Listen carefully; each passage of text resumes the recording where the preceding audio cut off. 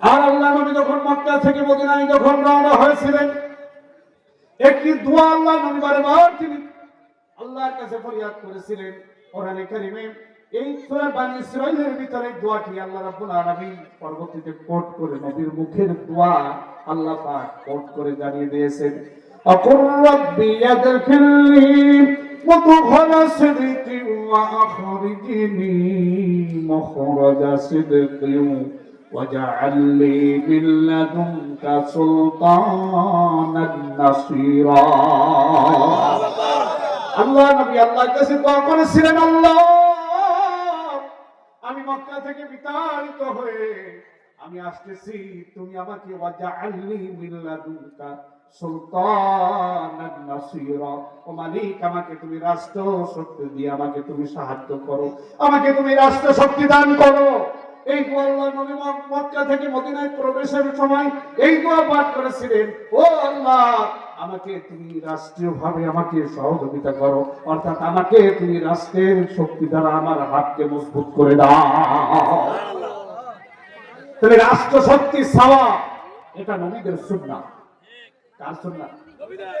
সমস্ত নবীরা আল্লাহর কাছে দোয়া করেছিলেন, আল্লাহ তুমি আমাদেরকে রাষ্ট্র শক্তি দান করো, রাষ্ট্র ক্ষমতা দান করো, কারণ আমরা ক্ষমতায় গিয়ে আমাদের বাপের আদর্শ বাস্তবায়ন করবো না, আমাদের স্বামীর আদর্শ বাস্তবায়ন করবো না, আমার দাদার আদর্শ বাস্তবায়ন করবো না।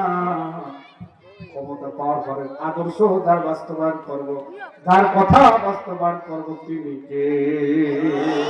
সবাই বলেন তিনি কে? সব নবীরা চেয়েছিলেন আল্লাহর আইনকে দুনিয়ার বুকে কায়েম করবো, মানবতার সামনে, মানব গোষ্ঠীর সামনে।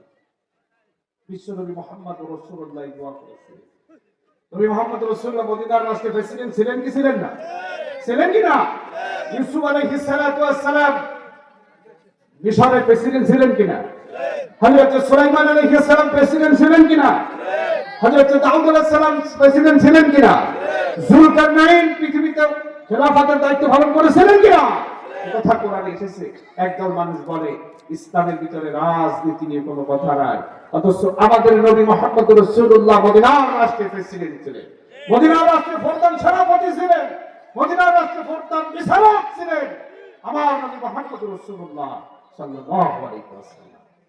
এগুলো অনেকে মেনে নিতে পারে না। কেন? আপনি মুহাম্মদ রাসূলুল্লাহকে আপনি আদর্শের নেতা মানতে, আপনার কি সেনাপ্রধান মানতে, রাষ্ট্রপ্রধান মানতে কি সমস্যা হয়? তার মানে হবে মক্কার মানুষগুলো যে উদ্দেশ্যে নবী মুহাম্মদ রাসূলুল্লাহকে আদর্শ মানতে কষ্ট হতো, আজ তো একই কারণে একদল মানুষের আদর্শ মানতে কষ্ট হয়। একদিন আবু জেহেলের এক ঘনিষ্ঠদের সাথী আখনাস ইবনে শুরাইক আবু জেহেলকে একান্ত নির্জনে জিজ্ঞেস করেছিল, লিডার মুহাম্মদ যে কথা বলে, মুহাম্মদ যে কথা আমাদেরকে বলতে চায়, মুহাম্মদ সম্পর্কে তোমার কি মনে হয়? আখনাস বিন শুরাইকের এই কথার পরে আবু জেহেল দিক তাকালো, ডানে বামে পিছনে সামনে চতুর্দিকে তাকায়া আখনাস বিন শুরাইকের জবাব দেয়, আল্লাহর কসম। আবু জেহেল বলল, আল্লাহর কসম নিঃসন্দেহে মুহাম্মদ সঠিক, তার মনোনীত, তার প্রেরিত কিতাব সঠিক। আখনাস বিন শুরাইক বললেন, ও লিডার, তাহলে তুমি বিরোধিতা করো কেন? আবু জেহেল জবাব দিল, যদি বিরোধিতা যদি না করি তাহলে ওই আবু বকরের মতো, ওমরের মতো, ওসমান আলীর মতো, তালহা জুবাইর, সাদ সাঈদ ওদের মতো তো আমাদের পাঁচ ঘুরতে হয়। আমরা আমাদের কর্তৃত্ব, আমাদের সিয়ার, আমাদের সেই মর্যাদা আর থাকে না, মর্যাদা থাকে না। ওদেরকে আমাদের নেতা বলতে হয় আর ওদের মতো ঘুরতে হয়। এই জন্য আমরা হচ্ছি সমাজের প্রভাবশালী অংশ। এই জন্য একদল মানুষ সমাজের প্রভাবশালী ব্যক্তিগুলো দেখবেন ইসলামের বিরোধিতাকারী হয়, সত্য জানে, সত্য বোঝে, বুঝেও সত্যের পথে বিরোধিতা করে, কারণ তাদের সত্যের পথে গেলে ছোট্ট চেয়ার পেতে হয়, বড় চেয়ারে সহজে বসা যায় না। এই কোরআনে আল্লাহ রাব্বুল আলামিন আবু জেহেলের নাম একবারও নেন নাই, কিন্তু আবু জেহেলের কর্ম, আবু জেহেলের স্বভাব একবার না 28 জায়গায় আবু জেহেলের কর্মকে আল্লাহ কোরআনের ভিতরে কোট করে দিয়েছে। কারণ আল্লাহ জানেন এই পৃথিবীতে আবু জেহেল শেষ আবু জেহেল না, কারণ আবু জেহেলের ধারা কি পৃথিবীতে দিন যতদিন থাকবে এই ধারা অব্যাহত থাকবে। এই জন্য আল্লাহ রাব্বুল আলামিন এই ধারার কথা জানিয়ে দিয়েছেন। আবু জেহেলের কর্মের কথা আর আবু লাহাবের কথা একবার বলে ওটাকে আল্লাহ খাস করে দিয়েছেন, আর আবু জাহালের কথা আল্লাহ আম করে দিয়েছেন। আবু জেহেল এই করেছিল, ওই করেছিল, ওইটা করেছিল।